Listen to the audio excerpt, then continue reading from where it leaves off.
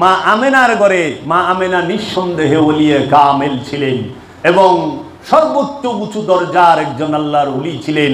এই উমাইয়া আব্বাসিয়া বংশের রাজ বংশের চক্রান্তে এই মা আমেনার ফজিলতকে ধূলিসাৎ করা হয়েছে, লুকানো হয়েছে, তার ফজিলতকে ধ্বংস করা হয়েছে। আর এই মা হাজেরার সুন্নত যদি মুসলমান পালন করে, মা আমেনার সুন্নত কি পালন করবে না? হ্যাঁ, মা আমেনা মায়ের কুলে দুলে শিশু ইসলাম দুলে। তোরা দেখে যা, আমেনা মায়ের কুলে দুলে শিশু ইসলাম ধুলে। তাই আল্লাহর রসুলের পিতামাতাকে সম্মান করা উম্মতের জন্য ফরজ না নফল? ফরজ। ধন্য হগো মা আমেনা, ধন্য আপনি চিরদিন, আপনার উসিলায় আমরা পেয়েছি রাহমাতাল লিল আলামিন। আমার আম্মা জানের নূরের কদম মুবারকে ভক্তি ও চুম্বন। কথা আচ্ছা, রসুলের পরিচয়, রসুলের বংশ দিব। এই রসুল জন্ম কবে হয়েছে? বলেন তো রসুল কবে জন্ম হয়েছে? আরে তুই তো রসুলের জন্ম তারিখ মহল্লার থেকে শুনছস। মহল্লার মানুষ আমার জন্ম তারিখ কয়ে পারবো? এখন তোমরা আইস, তোমরা যদি যায় আমার পাড়ার মানুষের জিজ্ঞাসা, আচ্ছা জাবের ভাইয়ের বয়স কত এখন, কয়ে পারবো? কবে জন্মাইছে, কিবারে জন্মাইছে কয়ে পারবো না? আমার বয়স যদি তুমি আমার সিতারারে জিজ্ঞাও যে তোমার আব্বুর জন্ম তারিখ, জন্ম কবে হয়েছে কও তো, কয়ে পারবো?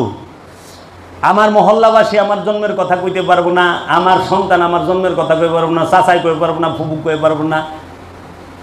আমার চাচা ফুবু কয়ে পারবো, কিন্তু ওই স্বাস্থ্য চাচারা যারা নাকি দূরে রয়েছে পারবো? পারবো না। গ্রামের মানুষে পারবো? দেশের মানুষে পারবো? অহনে ওরা রসুলের আবির্ভাবের দিবস জিগায় কারে?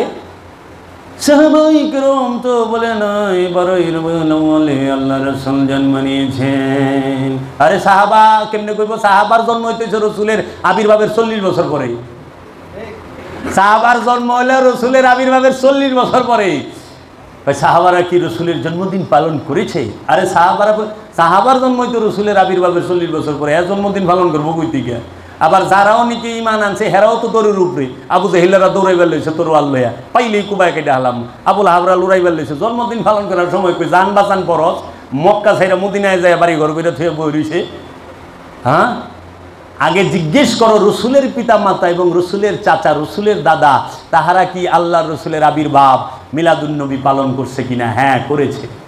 মাওলা আলীর পিতা ইমাম আবু তালিব আলাইহিস সালাম করেছেন।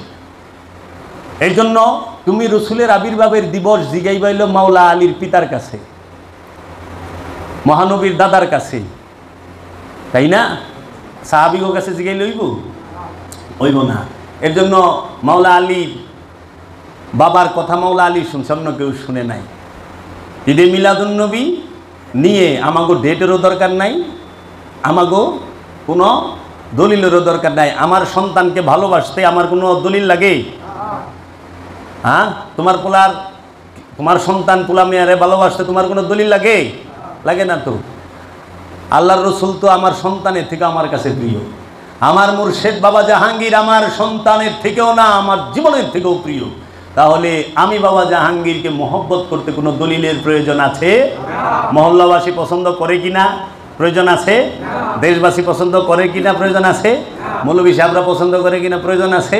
না, সে আমার ভালোবাসা, আমার সন্তান আমার ভালোবাসা, আমার সন্তানের খুশি আমার পুরা করতে কোনো দলিলের যেমন প্রয়োজন নাই, আমার দয়াল রসুলের আবির্ভাব দিবস পালন করতে আমাকে কোনো দলিলের প্রয়োজন নাই।